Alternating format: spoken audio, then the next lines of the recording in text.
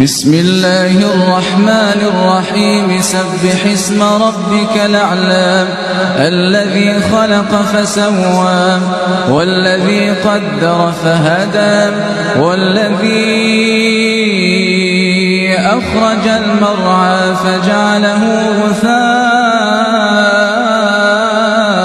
نحوا سنقرئك فلا تنسى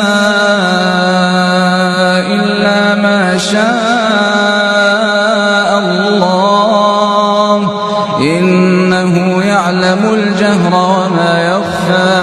ونيسرك لليسرى فذكر إن نفعت الذكرى سيذكر من يخشى ويتجنبها الأشقى الذي يصلى النار الكبرى